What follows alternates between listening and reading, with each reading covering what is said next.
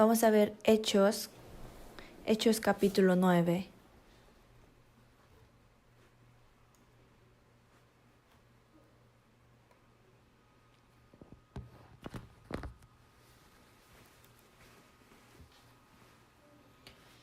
Hechos capítulo 9, del versículo 1. Del versículo 1 yo voy a leer. Saulo, respirando aún amenazas y muerte contra los discípulos del Señor, vino al sumo sacerdote y le pidió cartas para la sinagoga de Damasco, a fin de que si hallase algunos hombres o mujeres de este camino, los trajese presos a Jerusalén. Mas yendo por el camino, aconteció que al llegar cerca de Damasco, repentinamente le rodeó un resplandor de luz del cielo, y cayendo en tierra, oyó una voz que le decía: Saulo, Saulo, ¿por qué me persigues? Él dijo: ¿Quién eres, Señor? Y le dijo: Yo soy Jesús, a quien tú persigues. Dura cosa te estar coces contra el aguijón. Del versículo 6 al 9 vamos a leer juntos. Él, temblando y temoroso, dijo: Señor, ¿qué quieres que yo haga? Y el Señor le dijo: Levántate y entra en la ciudad, y se te hará lo que debes hacer. Y los hombres que iban con Saulo se pararon atónitos, oyendo a la verdad la voz, mas sin ver a nadie. Entonces Saulo se levantó de tierra y abriendo los ojos no veía a nadie, así que llevándole por la mano le metieron en Damasco, donde estuvo 3 días sin ver y no comió ni bebió. Hoy vamos a aprender el tema de Saulo, que ha cambiado, y vamos a meditar 4 cosas. El acontecimiento más importante en el cristianismo es cuando Saulo se convirtió. ¿Y por qué esto es tan importante? Es porque el apóstol Pablo, que tenía el privilegio por mucho conocimiento de la Biblia y la ciudadanía romana, ha cumplido un papel muy importante en levantar las iglesias, donde los judíos y los gentiles se unían. Él mismo recibió la salvación y se cambió, y además levantó las iglesias. Y hay otra cosa muy importante también, que es: Él ha dejado la Biblia. Por eso, ¿cuántas veces sale en la Biblia el acontecimiento de la conversión del apóstol Pablo? 3 veces. Es muy importante. Es decir, a través de este acontecimiento ha comprobado que el apóstol Pablo es un apóstol. ¿Por qué?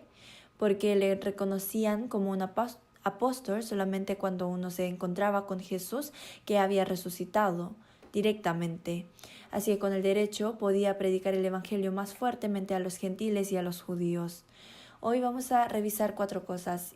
Y lo primero es que el celo es más importante, la dirección es más importante que el celo.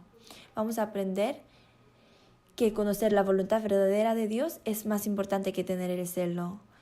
Y el segundo es que tengamos constantemente los encuentros íntimos con Jesús, como realmente el encuentro con Jesús para Pablo ha sido el punto de cambio de su vida. Y el tercero es que el momento de reconocer a Jesús como el Señor es el primer paso de la vida cristiana. Después de recibir la salvación, debo servir al Señor constantemente como el dueño de mi vida, porque yo soy su siervo, y de esto vamos a pensar. Y por último, lo que Dios había planeado a través de Saulo fue la iglesia, y Él ha dejado las cartas. Como eso, Dios tendrá providencia y planes que quiere cumplir mediante nosotros después de salvarnos, ¿o no? Sí lo tiene. Entonces, ¿qué es eso? Lo vamos a pensar ahora. Si vemos el material, ahí dice la vida de Saulo antes de conocer a Jesús. En el número 1 dice: la dirección es más importante que el celo. Hay que revisar si mi celo coincide con la voluntad de Dios. El apóstol Pablo no necesitaba a Cristo que muriera en la cruz por sus pecados, porque él guardaba los mandamientos, porque él era celoso de Dios. Entonces, Hechos capítulo 22, versículo 3, lo vamos a leer juntos. Yo de cierto soy judío, nacido en Tarso de Cilicia, pero criado en esta ciudad, instruido a los pies de Gamaliel, estrictamente conforme a la ley de nuestros padres, celoso de Dios, como hoy lo sois todos vosotros. En Gálatas capítulo 1 versículo 14 dice: y en el judaísmo aventajaba a muchos de mis contemporáneos en mi nación, siendo mucho más celoso de las traiciones de mis padres. El apóstol Pablo, antes de cambiar de corazón, había escuchado de Jesús y lo conocía. Él sabía de la vida, milagro, la resurrección de Jesús. Ya lo había escuchado claramente. Sin embargo, a pesar de que lo sabía, no lo aceptaba. Si vemos la línea de abajo, en la tercera fila hay una flecha.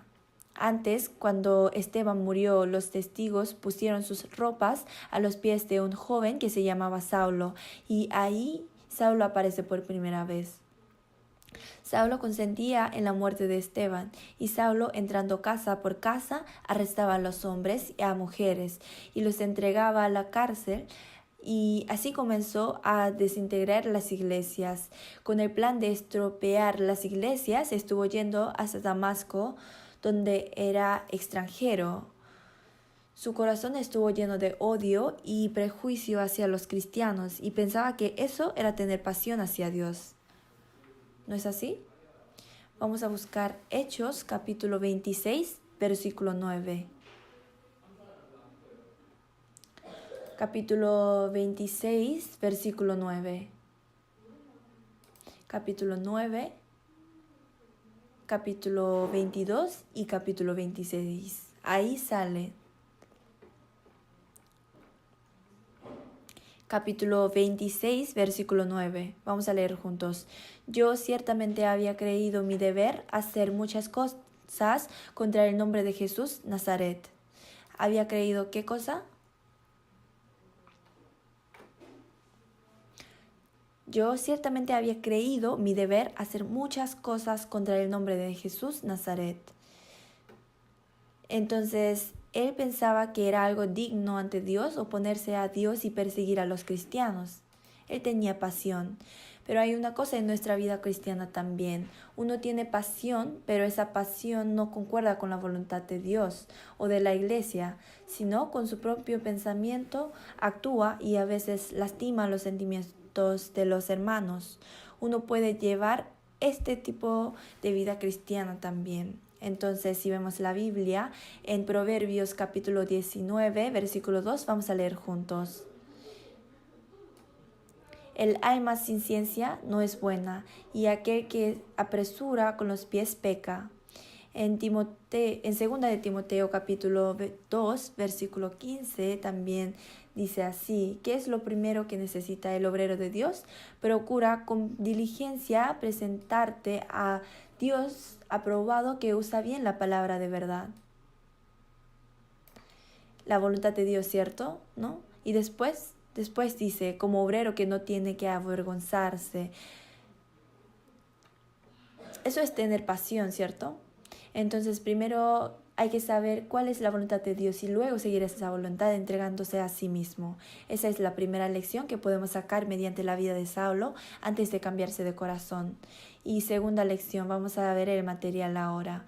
El punto de cambio de su vida fue el encuentro con Jesús. Aunque el encuentro con Jesús ha cumplido un papel muy importante en el cambio de la vida de Saulo, lo más importante es que Saulo siguió en comunión con Jesús. ¿No es así? Entonces, si vemos la flecha de abajo, dice, aquí se muestra el encuentro con Jesús, donde su vida cambió completamente. Él se encontró con Jesús. Todas las personas que Pablo había conocido pudieron cambiar su vida como Jesús lo hizo. No, ninguno lo ha hecho. Él se encontró con Jesús y antes de eso se había encontrado con muchas personas. Entre todos esos encuentros, unos eran significantes y otros insignificantes. Como él era un erudito en ese tiempo, debe haberse encontrado con muchos sabios y esos encuentros deben haberle entregado más inteligencia. Quizá haberse encontrado con Gamaliel fue un encuentro muy significante para él. Sin embargo, en la Biblia nos menciona detalladamente sobre esos encuentros. La aparición de él fue desde el momento de haberse encontrado con Esteban. El encuentro con el testigo verdadero de Dios, Esteban, fue el comienzo del cambio de su vida. Él escuchó el sermón de Esteban y miró directamente el martirio de él. Escuchó su sermón, vio su rostro como el rostro de un ángel, su valentía mientras moría siendo apedreado sin resistir, y también escuchó directamente la palabra que decía que no les tomara en cuenta este pecado y que Jesús estaba a la diestra de Dios. Todo esto llegó a la cumbre cuando Cristo apareció en Damasco. Entonces hubo un orden en los acontecimientos, ¿cierto? La muerte de Esteban sirvió para preparar el corazón de Pablo. Pero después del encuentro con Jesús, su vida cambió completamente y también él cambió de su corazón. Eso fue algo muy maravilloso. María Magdalena, quien tenía un espíritu de demonio inmundo, la mujer que padecía de flujo de sangre por 12 años, Zaqueo, pequeño de estatura y rico con un corazón vacío, Bartimeo, el ciego, etc., todos ellos han cambiado y yo también cambié después de conocer a Jesús. Hace 3 días yo fui a un parque, no sé si ustedes fueron también, y las hojas se coloraron de otoño. Estaba muy lindo y me di cuenta de que mi vida estaba muy ocupada y que no tenía tiempo. Pero mirando eso, viendo que los árboles se cambiaban de color en otoño por la ley de Dios, me acordé del proceso de cambio de mi vida mediante la palabra después de recibir la salvación, y pude alabar a Dios en ese momento. Porque es gracia de Dios que me haya dejado en la iglesia del Señor, la cual es su cuerpo, y constantemente me está cambiando a través de la palabra. Yo pude tener tiempo de meditar sobre esa gracia. Si vemos aquí atrás, en 1 Corintios capítulo 1, versículo 8 y 9, el cual también os confirmará hasta el fin, para que seáis irreprensibles en el día de nuestro Señor Jesucristo. Os confirmará hasta el fin para que seáis irreprensibles en el día de nuestro Señor Jesucristo. ¿Pero cómo? ¿En qué manera nos va a confirmar? La manera sale en el capítulo 1, versículo 9. Fiel es Dios, por el cual fuisteis llamados a la comunión con su Hijo Jesucristo nuestro Señor. Es decir, es necesario tener comunión con Jesús. Como nuestra vida ha cambiado después de recibir la salvación y el encuentro con el Señor ha sido el punto de cambio de mi vida, para poder cambiar nuestra vida constantemente es necesario tener una comunión íntima con el Señor. Vamos a leer 1 de Juan, capítulo 1, versículos 3 y 4. Lo que hemos visto y oído, eso os anunciamos, para que también vosotros tengáis comunión con nosotros. Y nuestra comunión verdaderamente es con el Padre y con su Hijo Jesucristo. Estas cosas os escribimos para que vuestro gozo sea cumplido. Hay una clave para poder estar lleno de alegría verdadera que Dios nos permite. No solamente la alegría, no solamente el gozo, sino cuál es el poder que cambia nuestro pensamiento y vida. Es Jesús mismo, ¿no? Y tercero, reconocer a Jesús como el Señor es el primer paso de la vida cristiana. Sirvamos a Jesús, quien me salvó para siempre, como el dueño de mi vida. Vamos a buscar Hechos. Hechos capítulo 22. Capítulo 22, versículos 7 y 8. Versículos 7 y 8. Lo voy a leer yo. Y caí al suelo y oí una voz que me decía: Saulo, Saulo, ¿por qué me persigues? Yo entonces respondí: ¿Quién eres, Señor? Y me dijo: Yo soy Jesús de Nazaret, a quien tú persigues. El versículo 10 lo vamos a leer juntos. Y dije: ¿Qué haré, Señor? Y el Señor me dijo: levántate y ve a Damasco, y allí te dirá todo lo que está ordenado que hagas. ¿Qué haré, Señor? ¿Qué significa esto? Como quiera que sea el orden, mándame, Señor, y lo haré. Con ese corazón está diciendo lo siguiente. ¿Por qué? porque el dueño de la vida es Jesús ahora.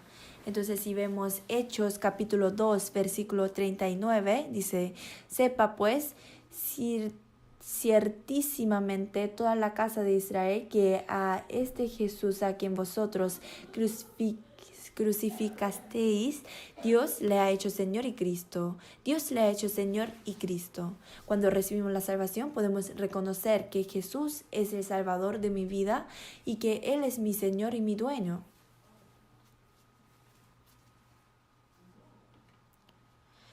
Por eso existe la palabra Señor y Cristo. En Lucas capítulo 2, versículo 11 también dice que os ha nacido hoy en la ciudad de David un Salvador, que es Cristo el Señor. Se repite, ¿no? En Hechos capítulo 10, versículo 39 también. Dios envió mensaje a los hijos de Israel anunciando el Evangelio de la paz por medio de Jesucristo. Este es Señor de todos. Dijo que el Señor de todos es Jesús. Jesús es Cristo, ¿no? Aunque queramos separar al Señor y a Cristo, no se puede. Si Él es Cristo de mi vida, es necesario reconocer que Él es el Señor de mi vida realmente y que Él es dueño de mi vida. Con ese pensamiento debemos vivir. Vamos a buscar 2 Corintios capítulo 4, versículo 5. Capítulo 4, versículo 5. Vamos a leer juntos. El 5 vamos a leer juntos. Porque no nos predicamos a nosotros mismos, sino a Jesucristo como Señor y a nosotros como vuestros siervos por amor de Jesús. El apóstol Pablo estuvo predicando, pero ¿qué cosa predicó? Esta palabra solamente. Predicó a Jesucristo como Señor, que Jesús era Cristo y Señor, porque no nos predicamos a nosotros mismos, sino a Jesucristo como Señor y a nosotros como vuestros siervos por amor de Jesús. Él se convirtieron en sus siervos y sirvieron siempre, ¿cierto? Necesitamos esa postura. Hay que pensar siempre que yo existo como siervo de hermanos y que soy siervo de mis estudiantes.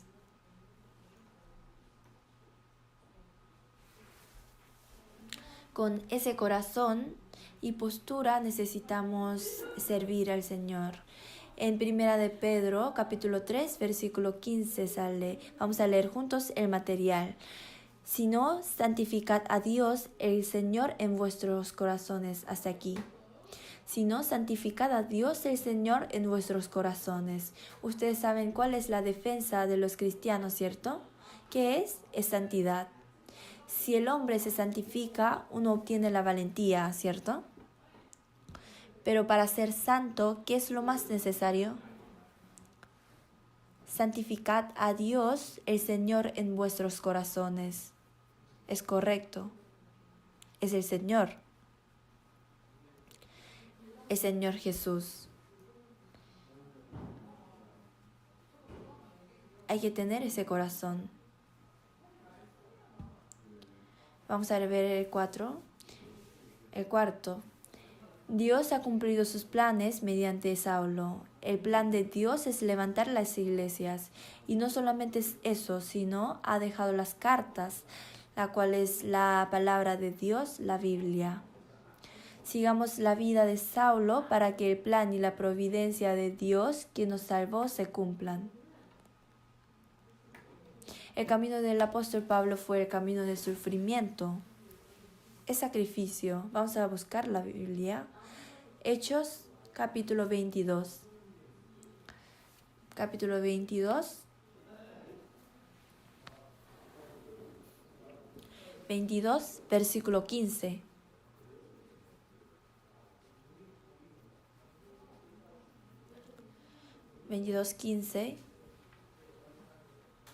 porque serás testigo suyo a todos los hombres de lo que has visto y oído. Está hablando del plan de Dios, que es que el apóstol Pablo reciba la salvación. Testigo suyo de lo que has visto y oído. La palabra testigo en griego es martus, significa mártir. Es decir, para ser testigo de Cristo, ¿qué es necesario? Es necesario la voluntad del sacrificio para poder padecer martirio. Vamos a leer 21 juntos, el versículo 21. Pero me dijo, ve porque yo te enviaré lejos a los gentiles. Podemos saber que el apóstol Pablo recibió la salvación para poder predicar el evangelio a los gentiles. Capítulo 26.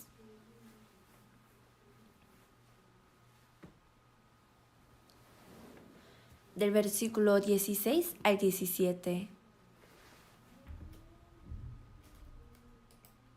Pero levántate y ponte sobre tus pies, porque para esto he aparecido a ti, para ponerte por ministro y testigo de las cosas que has visto y de aquellas que me apareceré a ti, liberándote de tu pueblo y de los gentiles a quienes ahora te envío, para que abras sus ojos, para que se conviertan de las tinieblas a la luz, de la potestad de Satanás a Dios, para que reciban por la fe que es en mí perdón de pecados y herencia entre los santificados. Los santificados se refieren a la iglesia, ¿cierto? Entonces, ¿cuál es la providencia de Dios por la que el apóstol Pablo recibió la salvación y cambió de su corazón? Es para levantar la iglesia. La razón por la que el apóstol Pablo recibió la salvación es diferente a la razón por la que nosotros recibimos la salvación. En medio de la providencia maravillosa de Dios, el apóstol Pablo recibió la salvación.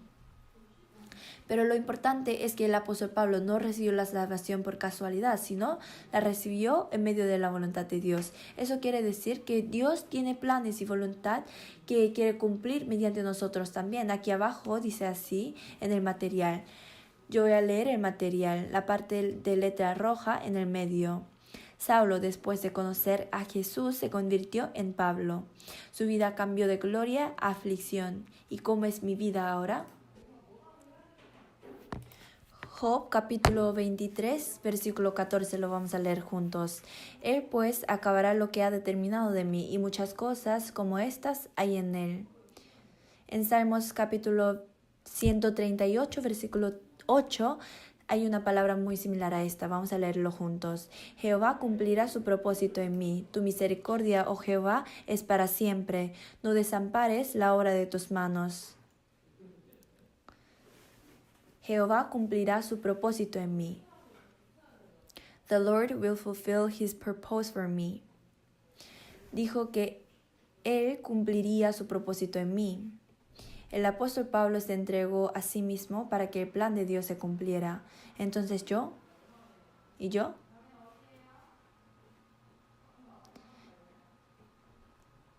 Si vemos un ejemplo abajo, dice así.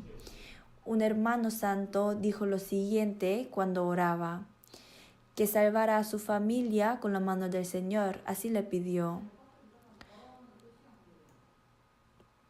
Pero después se dio cuenta de algo. ¿Quién era la mano del Señor? Se dio cuenta de que él mismo era la mano de él.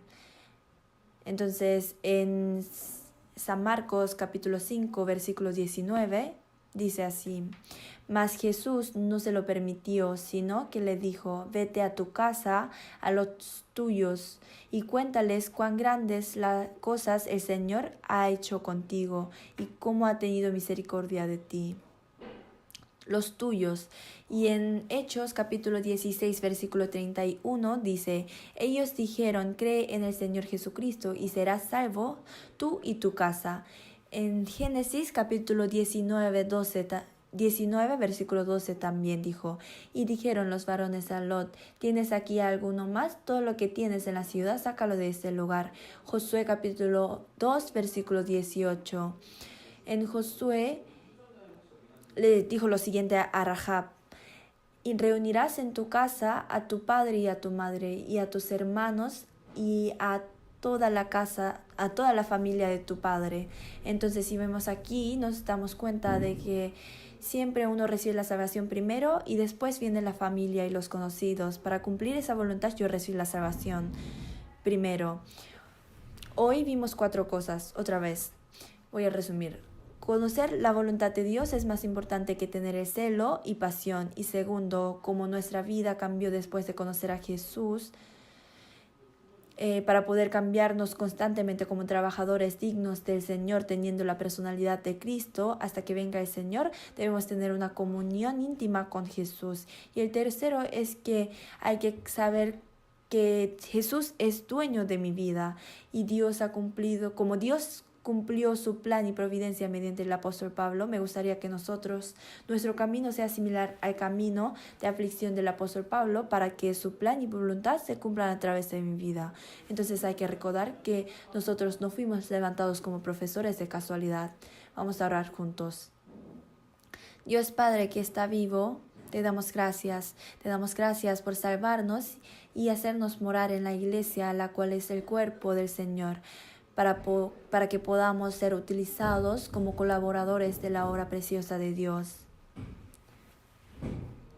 Esperamos que podamos llevar a cabo el trabajo que tú nos entregaste en medio de la comunión íntima con Dios, para que podamos obtener el poder del Señor en su sabiduría.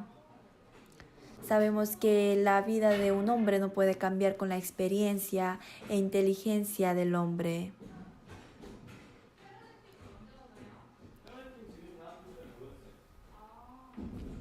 Te pedimos que nos utilices para que el Señor aparezca mediante nuestra vida y que el corazón de los niños se conmueva y que la vida de ellos cambie.